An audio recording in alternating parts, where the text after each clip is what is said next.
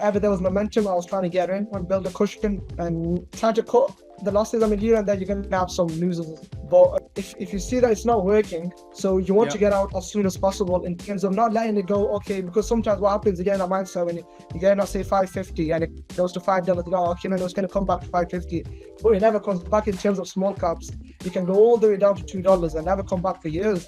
So you want to just cut it straight away, because a minute later or 2 minutes later, you can have a trade where you can make double the money that you lost. So you need to have that mindset and cut straight away and focus on the next one.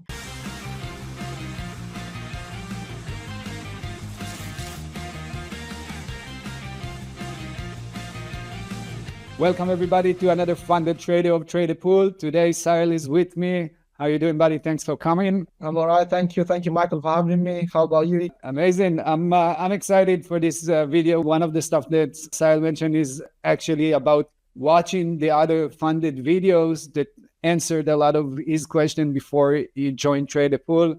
Let's talk a little bit about that before diving into the trading. So what type of question did you have before and that actually the videos answered for you? It was just on passing the evaluation, just like getting insights from people that have already passed, in terms of like one of the videos I watched, I don't remember his name, but it was building a cushion, which was very, very helpful, because you want to start off slow, small share size, small, until you get to around $3,000 to pass. Yeah. So I was like, okay, until I get to $1,000, I'm going to start with 500 shares. If I have a loss, it'll be small. If I have a winner, it'll be small. But however, it'll improve my confidence slowly. So I followed that tip from the trader. So that was quite helpful. That's one I really remember a lot. So, and then there was other videos as well, which were helpful in general. But this was one tip, which was very crucial. I think this is a tip where it's good for all of the people that are starting in terms of the valuation, because you want to start off slow because you want to minimize the damage as well. You want to build that confidence until you get to a certain stage. Then you can take that extra risk. So I think that was one of the best tips, I think, from the videos. Yeah, that's a great one. And I'm guessing you're talking about Arbnor, one of our... Yes. He's been with us from the get-go. Arbnor, great trader, penny stock trader, really doing amazing. And he got the right tips and insight, especially to pass the evaluation, but also how to grow after you pass, as you did now, on the funded account. But definitely building that cushion will help you to stay consistent and get to that. Take more risk after you got that $1,000, $2,000 cushion. Then you can really, obviously, not take excessive risk, but take a decent amount of risk where you can afford some losses. So I think, that's... Did you have an account before, like a broker account before Tradervue? Yes, I had an account before, yes. I mean, because the US brokers, they got the PT2 rule with $25,000. I had a Robinhood account before, and I only had a couple of $1,000s in there, but I was just trading. When you come in new, you just want to trade like the Teslas, the Nvidias, the Apple, this, that, the other. I was just buying and selling. I made a couple of $100s, but that was just lucky trading. And then after that, I got a brokerage account with TradeZero, and then start trading with them for a couple of months, excessive losses, using all my account, then getting more money to another account, and then losing it, because at the start, I mean, with every trader, you try to, go on one strategy, go on another strategy, you're losing this. I think the main thing for me that I've learned over the last, I think I started last June, so it's not been a year yet, is discipline and like focusing on one strategy, replicating it every day. And I've got like a couple of slides of just rules that I follow every day. I made like a couple of slides of rules, 10, 15, 20 rules I follow every day, max loss, max this. This is the setup, this is the time frame I'm going to trade, this is the time of day I'm going to trade. And I use, which is also coming to that point as well, Tradervue I use a lot for analyzing my trades. And with Tradervue, they give you that member trial, they give you free trial as well, which is really helpful. I've been using it as well. So there I can analyze the trades, where I perform well, or what time, what's my profit loss ratio, what time of the day. And so you can focus more on your trading and what's working for you, and you can eliminate things that are not working. That's one of the things that's really helped me over the last couple of months. That's incredible. All the stuff that you just said, and you said like last June you started to trade, right? Yeah. Yes.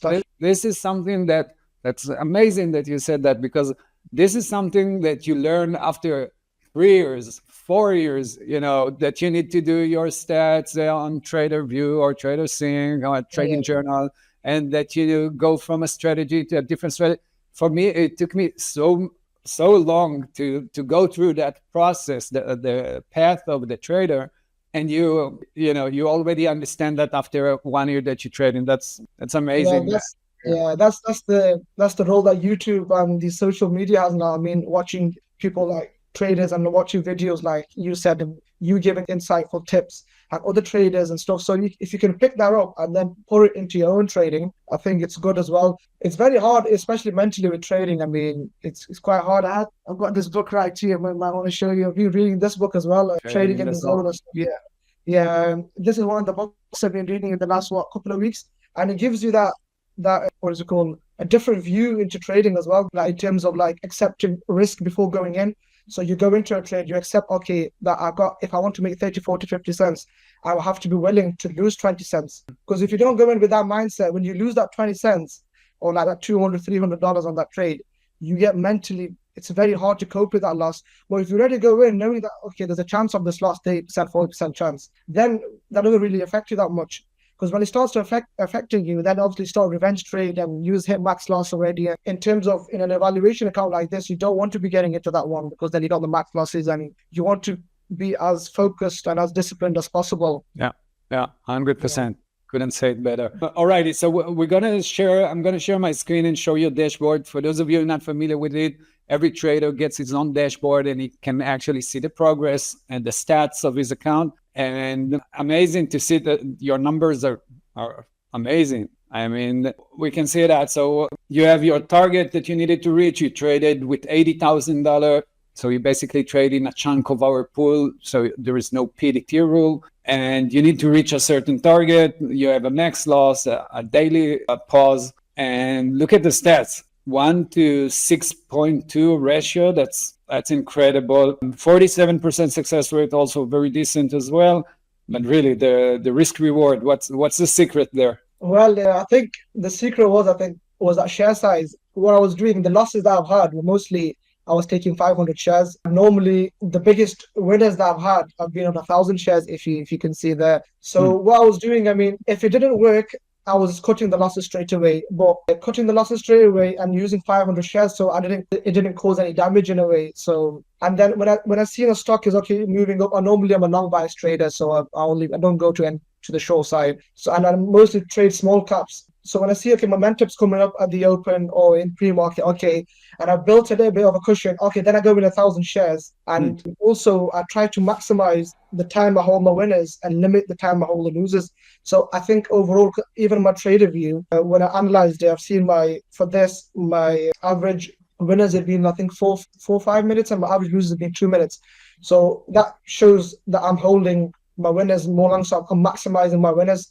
So I think it was majority of the time, I think it was the share size that I was utilizing, and I'm utilizing wherever there was momentum, I was trying to get in and build a cushion and try to cut the losses. I mean, here and there, you're going to have some losers. But if you see that it's not working, so you want to get out as soon as possible in terms of not letting it go, okay, because sometimes what happens, again, that mindset, when you get out, say, 550 and it goes to $5, no, okay, no, it's going to come back to 550, but it never comes back in terms of small caps. You can go all the way down to $2 and never come back for years. So you want to just cut it straight away, because a minute later or 2 minutes later, you can have a trade where you can make double the money that you lost. So you need to have that mindset and cut straight to it and focus on the next one. So that was trying to do that, and it paid out in this challenge, yeah. Very nicely. And also it's super refreshing to, I'm looking at your trade right now. It's so refreshing to see long side on penny stocks and not just shorting them, right? Because we do have a lot of traders that short in penny stocks, but you actually, and I always encourage them to go and try to,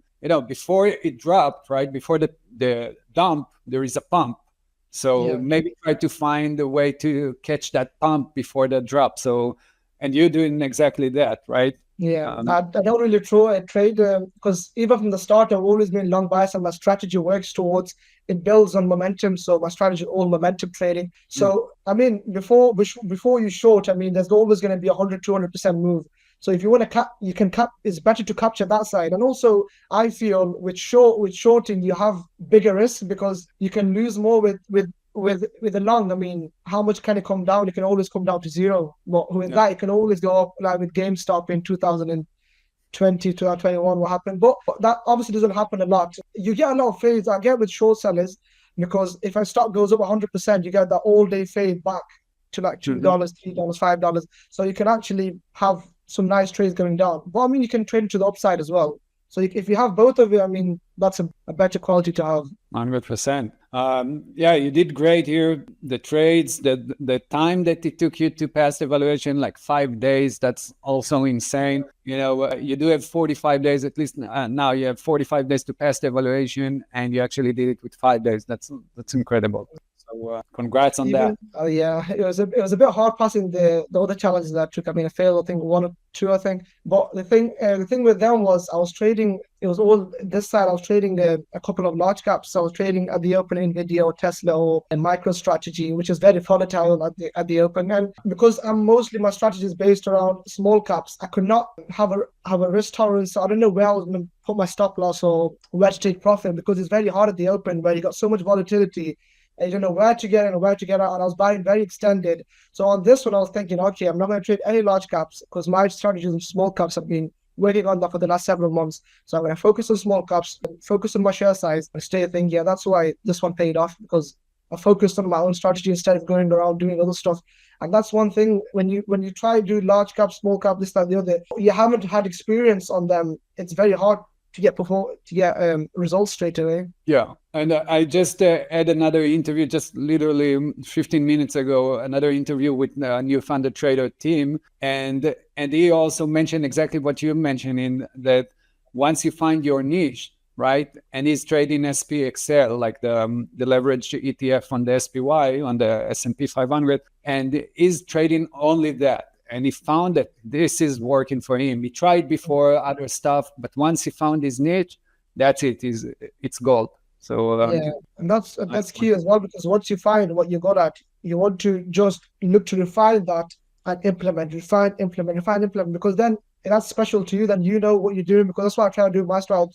I look on trading, I look on those stuff here. Where can I refine? Where can I improve? And then improve, and then do it again, do it again, instead of going in other directions. And it gets too complicated, and it doesn't work out then. Especially with trading being hard itself, you don't want to just go on different plans. It gets even harder. Well, I gotta ask you, how was the feeling of reaching the target? It was a good feeling. I'm in university at the moment, and the way I trade is a bit weird because I go to university at 9 o'clock in the morning here, UK time, and my university normally till 1 o'clock afternoon, till the afternoon, so about 4 hours. And then after I finish around that time, what I do, I quickly get in the car, quickly get home, because that's the pre-market US time, and then obviously the market opens around year half two. Quickly come, quickly trade, spend 3 hours trading, and then obviously do that. And then on Thursdays, on Thursdays or Tuesdays, I stay in university and I have like a 2-3 hour gap where I trade 2 hours pre-market and 1 hour regular trading hours.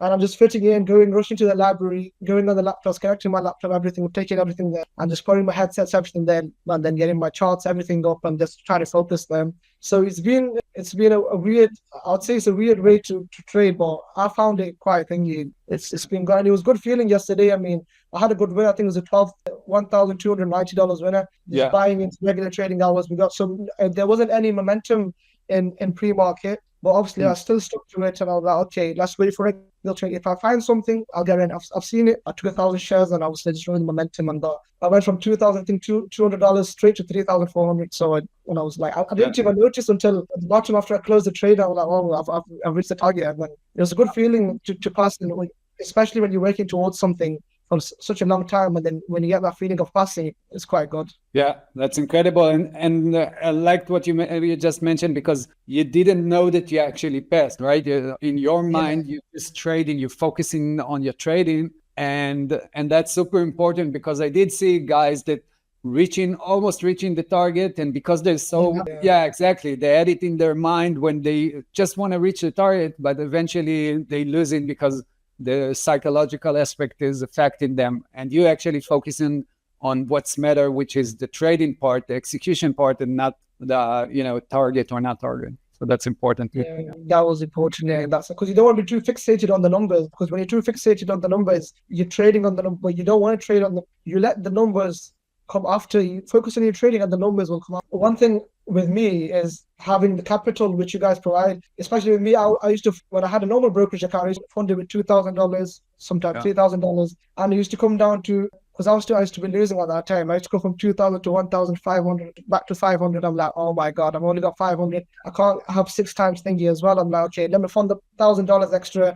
But I couldn't take so much size as well. And then I was doing, so it's very hard now with this. You got such a nice, I mean, $80,000. I don't use all of it, but I only use like, say, up to $10,000, $12,000 because I don't want it, because I do come my max loss for the day and I just like according to that, so I have a decent size. But even this trading with $10,000, $20,000 share size, it's a big size. I mean, to make, you can still make $500 to $1,000 in a day, which is more than enough. I mean, then you can obviously increase the share size later on after building a bigger cushion. So I mean, I never knew about Trade the Pool. I mean, I was just researching. I knew about Forex and all these are like prop firms and stuff like that. I didn't know about stocks. When I was looking for stocks, I was like, for I mean, a couple of weeks I was looking for stocks, couldn't find anything, researching.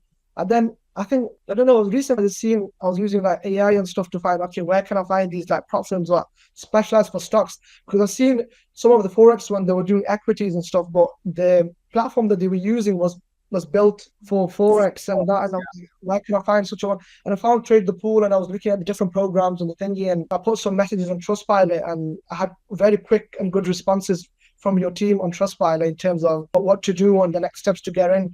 And then I think a couple of weeks later, I bought one of the programs. I failed that one, but I still had the belief inside me on like, I can pass this. I just need to remain focused and disciplined. And I like the process. I mean, the way everything's built, the dashboard really like the dashboard, the way it's built, very clear and concise. Even the help desk, I go on there, they message me. And so it's been a wonderful journey so far with Trader Pool. Yeah. That's really great to hear, man. And again, congrats on passing. And I'm sure you'll do great on the funded. Just keep the focus, as you mentioned. Just to see the progress that you did, it's incredible to hear. So amazing. Sure. Yeah. Alrighty, so we'll finish here. And guys at home that listening, if you want to check us out, go to traderpool.com. You go through the evaluation phase. Once you pass it, you get funded. And hopefully you will be next on this interview. Thanks so much, Sahil. And we'll be in touch later on when you get to be. Thank you for your help anyway. Thank you for this interview. I hope the viewers see this and try to get in if they are. I mean, if anybody's watching this, then I know they're going to be into trading. So I think sometimes it's good to just take one challenge and get into it, see how it's like. Maybe you don't, probably doubting themselves, oh, I might not pass because the risk, this, that, the other. But you never know until you trick it. So try to take it, see how it is. Even if you fail one or two, it doesn't matter. Don't get demotivated because it's not that easy. And still, you can pass it after a couple of tries. So that's one thing I'd like to say to the viewers here. Yeah, it's amazing, and I appreciate all the help here. I know how hard it is to trade when you don't have enough capital. And when you're risking your own capital, so it's super hard mentally. Every dollar that you're losing is like a knife stabbing. And in this case, we're actually changing that perspective. Yeah. All righty. Thanks so much, bud. And we'll be in touch. Take care.